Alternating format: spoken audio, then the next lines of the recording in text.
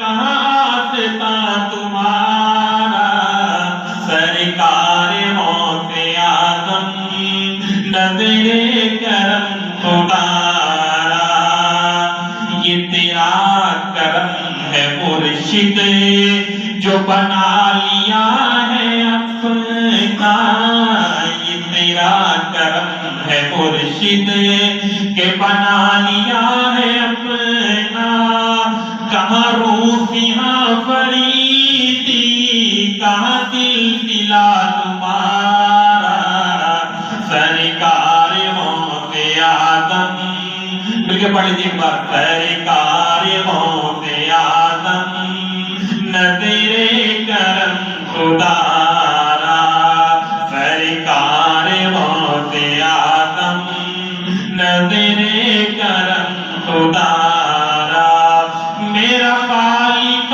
صبر دو میں فقیر ہوں تمہارا حمد و ثنا کے بعد میں واجب الکرام قابل احتشام عزیز و دوستو بزرگوں بچوں السلام علیکم ورحمۃ اللہ وبرکاتہ۔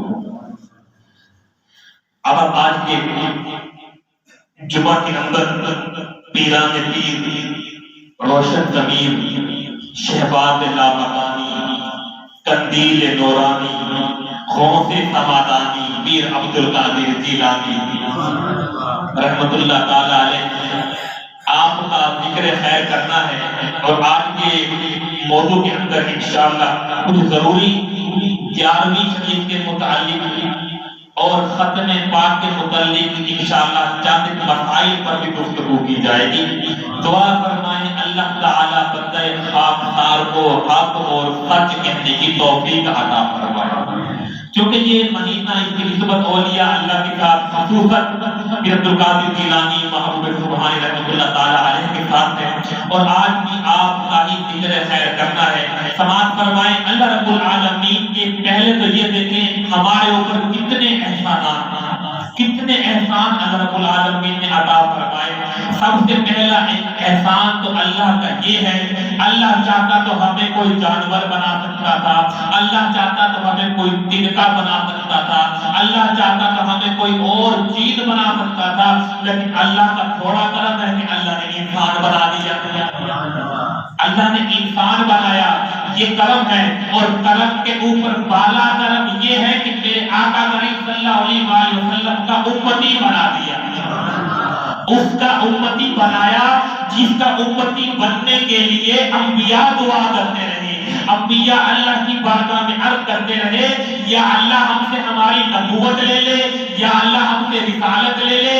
اگر کرنا کیا چاہتا ہے، اے اللہ نبوت بھی لے لے رسالت بھی لے لے، فقط اپنے آخری نبی کی امت میں پیدا فرما دے۔ یا اللہ ہمیں انہیں بغیر مانگے آقا کی امت میں پیدا فرما دیا، تھوڑا احسان ہے۔ اور اللہ رب العالمین کا یہ اس سے بڑا احسان کہ اللہ رب العالمین نے آقا کریم صلی اللہ علیہ وسلم کی امت کو قرآن پاک میں وسطی امت عطا ارشاد فرمایا، ایسی امت میں ہمیں پیدا فرمایا کہ جس کی امت کے لیے انبیاء دعا کرتے رہے، رسول دعا کرتے رہے، اور اللہ نے ہمیں کیسا مقام عطا فرمایا، کیسا عقیدہ عطا فرمایا، خاص طور پہ اہل سنت کو اللہ نے کیسا عقیدہ عطا فرمایا۔ اللہ نے ہمیں جو چیز بھی عطا فرمائی ہے اعظم عطا فرمائی ہے۔ اللہ نے ہمیں نبی عطا فرمایا، نبی اعظم۔ اللہ نے کتاب عطا فرمائی، کتاب اعظم۔ اللہ نے ہمیں فاروق عطا فرمایا، فاروق اعظم۔ اللہ نے ہمیں امام عطا فرمایا، امام اعظم۔ اللہ نے غوث عطا فرمایا، غوث اعظم۔ اللہ نے غوث بھی عطا فرمایا تو غوث اعظم۔ اور دیکھیے اس غوث اعظم کا ہم نے ذکر کرنا ہے، اور دیکھیے آپ کی پہلی کرامت سماعت فرمائیں۔ آپ کی والدہ محترمہ آپ ارشاد فرماتی ہیں کہ میری عمر ہے 60 سال کی، میری 60 سال کی عمر تھی۔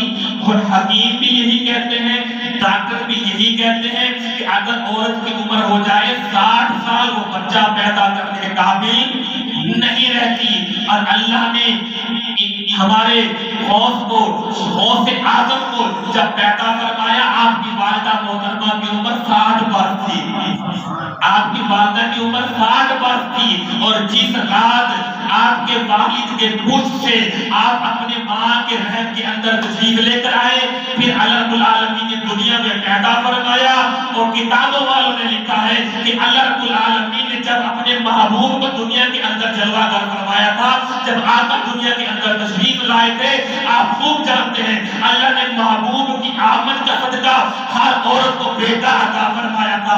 آج اسی نانے کا نواسا پیدا ہو رہا ہے، بہت سے آدم پیدا ہوئے، اللہ رب العالمین نے کچھ خیرات عطا فرمائی۔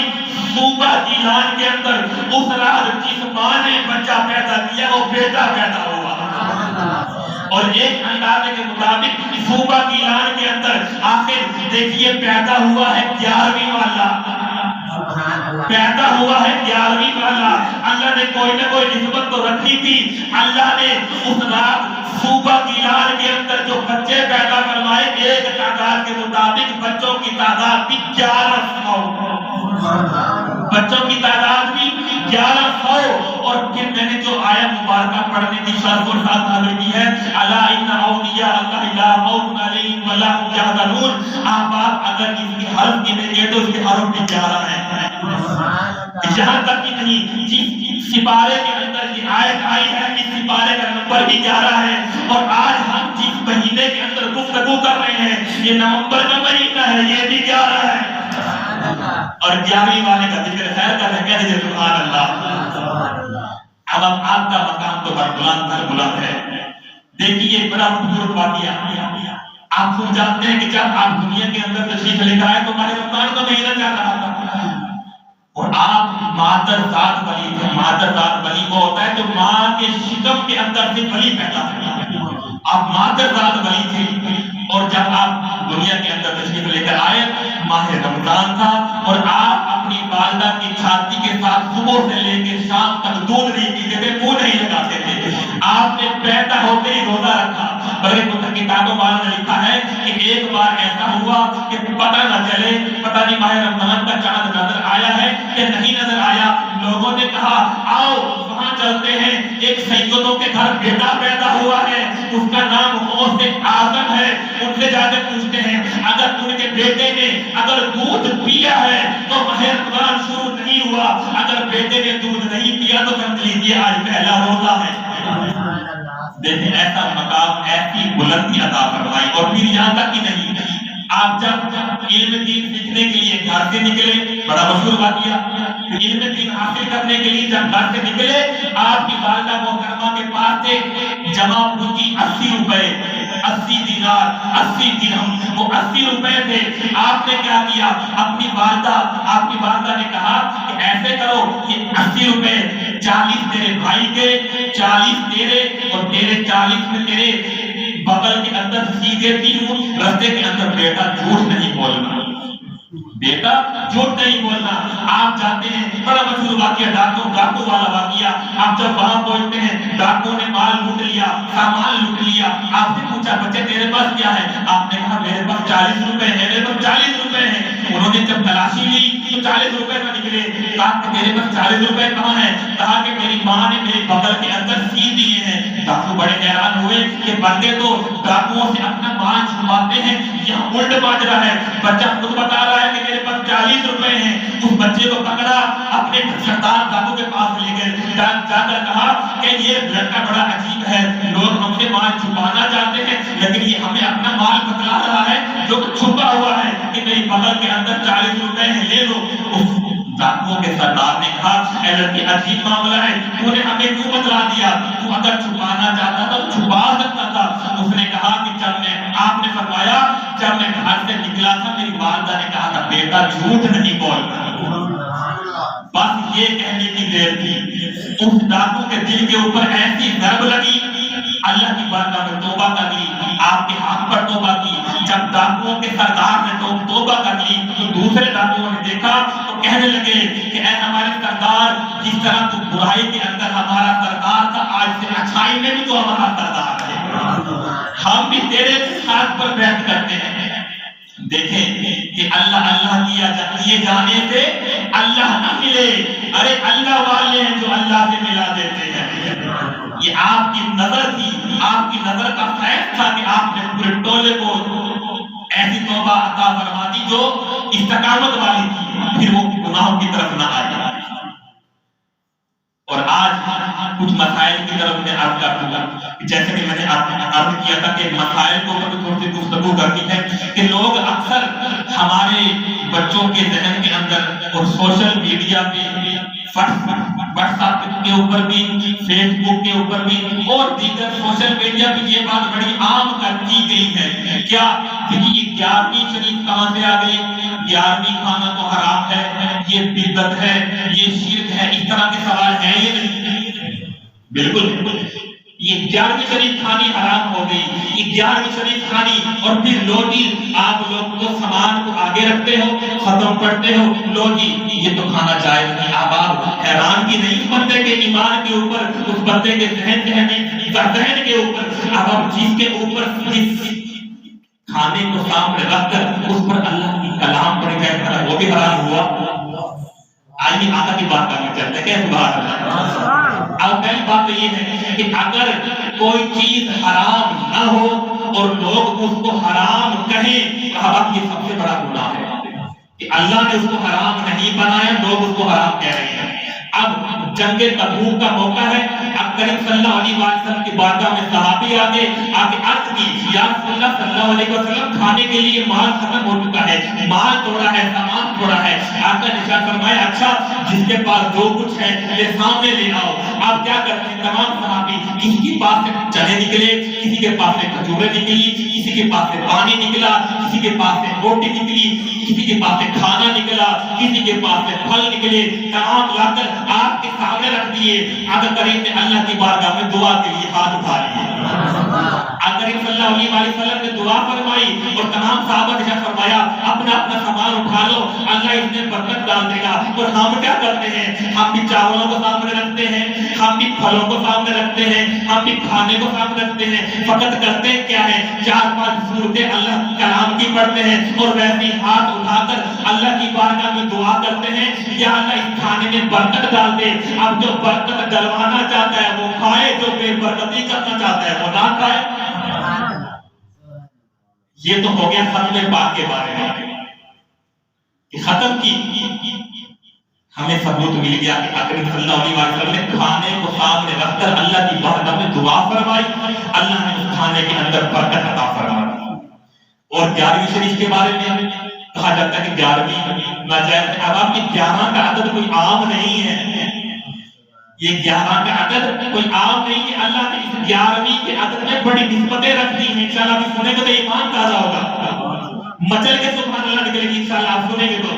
اللہ رب العالمین نے کلام لا رہے ہیں فرمایا والفجر والیال، فرمایا والفجر مجھے وقت فجر کی قسم، والیال اور 10 راتوں کی۔ کیا مطلب؟ فرمایا مجھے 10 رات اور 10ویں کی صبح کی قسم۔ اب دیکھیے جب 10ویں کی صبح ہو تو رات کون سی آتی ہے؟ ہم 11ویں کب پکاتے ہیں؟ دن نہیں بتاتے ہیں، دن 10 کا ہوتا ہے، رات 11 کی ہوتی ہے۔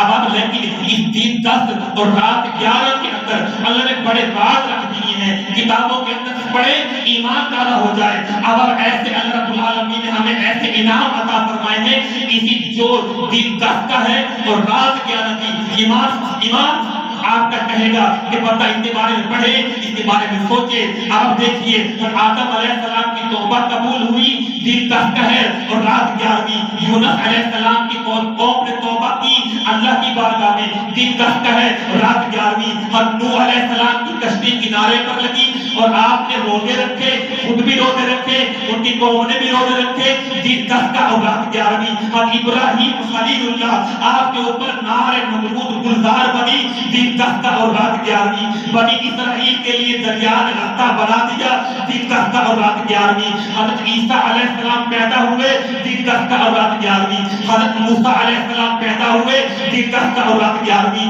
نبی ابراہیم پیدا ہوئے دن 10 کا اور رات 11ویں، اور یوسف علیہ السلام کو قید سے نکالا گیا دن 10 کا اور رات 11ویں، حضرت یونس علیہ السلام مچھلی کے پیٹ سے باہر آئے دن 10 کا اور رات 11ویں، حضرت ایوب علیہ السلام کو مرض سے نجات ملی دن 10 کا اور رات 11ویں، اور یعقوب علیہ السلام کی آنکھوں کی روشنی واپس آ گئی دن 10 کا اور رات 11ویں، اور یوسف علیہ السلام کو کنویں سے باہر نکالا گیا دن 10 کا اور رات 11ویں، اور سلیمان علیہ السلام کو بادشاہی ملی دن 10 کا اور رات 11ویں، موسیٰ علیہ السلام کو جادوگروں کے اوپر اللہ نے غلبہ عطا فرمایا دن 10 کا اور رات 11ویں، امام عالی مقام نے شہادت نوش کی دن 10 کا اور رات 11ویں، اللہ نے پہلی رحمت نازل فرمائی دن 10 کا اور رات 11ویں، آسمانوں سے پہلی بارش برسی دن 10 کا اور رات 11ویں، اللہ نے پہاڑوں کو پیدا کیا دن 10 کا اور رات 11ویں، اللہ نے سمندروں کو پیدا کیا دن 10 کا اور رات 11ویں، اللہ نے قلم کو پیدا کیا دن 10 کا اور رات 11ویں، اللہ نے کرسی کو پیدا کیا دن 10 کا اور رات 11ویں، اور اصحاب کہف کروٹیں بدلتے دن 10 کا اور رات 11ویں، سنی 11ویں بجاتے ہیں دن 10 کا اور رات 11ویں۔ تکبیر، نعرہ رسالت، نعرہ خلافت، نعرہ حیدری۔ کہتے سبحان اللہ۔ اب دیکھیں 11ویں میں کتنی نسبتیں ہیں، اور اب اگر کوئی اس کو ناجائز کہے کیا جی ہم بکرا لیتے ہیں اس کو 11ویں والے کے نام منسوب کر کے چھوڑ دیتے ہیں کہ جب 11ویں آئے گی اس کو ذبح کریں گے، ذبح کرتے وقت کبھی کسی نے پڑھا ہے کہ موت کے نام کی بسم اللہ یا کبھی کسی نے پڑھا؟ یہی پڑھتے ہیں بسم اللہ اللہ اکبر۔ اور یہ بھی تو مسئلہ ہے، لوگ کہتے ہیں کہ اگر آپ نے جانور کو غوث کا نام دے دیا تو جانور حرام ہو گیا، اور اب سوال یہ ہے جب آپ اپنے بچے کا حقیقہ کرتے ہیں کبھی کسی نے کہا کہ میں اللہ کا حقیقہ کر رہا ہوں؟ کیا کہتے ہیں یہ میرے بیٹے کا حقیقہ، یہ میری بیٹی کا حقیقہ۔ اس کے علاوہ قربانی کی طرف چلیں، اب قربانی جب ہوتی ہے کبھی کسی نے کی ہے کہ میں اللہ کی طرف سے قربانی کر رہا ہوں، اللہ کے نام کی قربانی نہ، بلکہ قربانی یہ میری قربانی ہے، یہ میرے والد کی قربانی ہے۔ اگر اللہ نے لوگوں کو زیادہ عطا فرمایا، لوگ آقا کریم صلی اللہ علیہ وسلم کے نام کی قربانی کرتے ہیں۔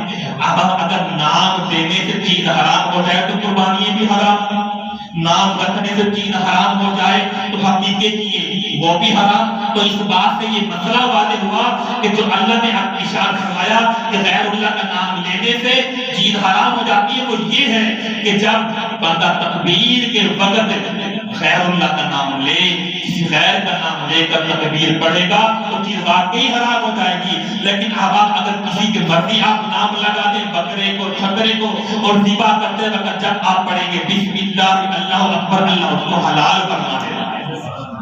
اور ہم بھی 11ویں ایسی کرتے ہیں، آپ کریم صلی اللہ علیہ وسلم کو بلاؤ، دعا اللہ العالمین ہمیں 11ویں والے کا لنگر کھانے کی بھی توفیق عطا فرمائے، اور 12ویں والے کا لنگر بھی کھانے کی توفیق عطا فرمائے، اور اللہ ہمیں صحابہ کے نقش قدم پر چلنے کی توفیق عطا فرمائے۔